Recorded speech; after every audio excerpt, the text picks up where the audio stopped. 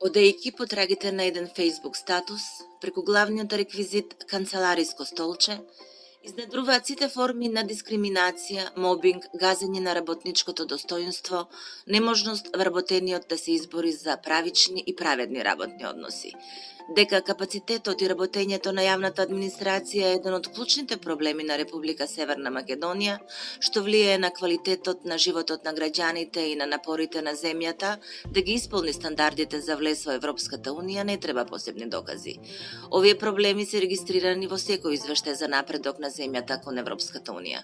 Унијата го дефинира правото на добра администрација како основно право на своите граѓани, се појаснува во публикацијата изготвена со помош на Европската Унија, а во рамките на проектот Дали личиме на Европската Унија.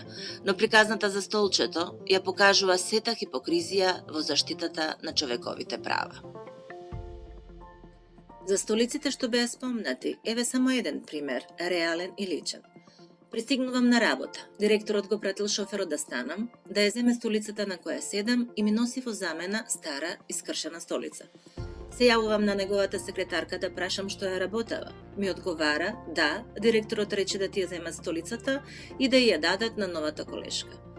Кога го прашав директорот кој е критериумот за тоа кој на каква столица ќе седи, ми одговори дека можам да си одам ако не ми чини скршена, раскажува Гурева.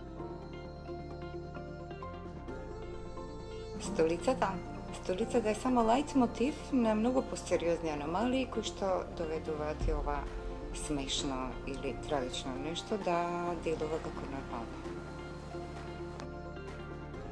Во рок од 2 недели бев вселена во 8 различни канцеларии. Преку ноќ бев префрлена на ургентно измислена позиција, а на моето место дојде друга колешка, иако немаше квалификации.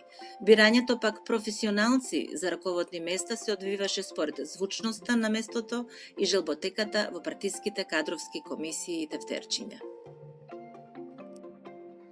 Инаку, текстов не е напишан за јас лично да бидам сожалувана, туку сите како општество сме за жалење. Патетика не ме интересира, туку промена и нормалност, додава Гурева.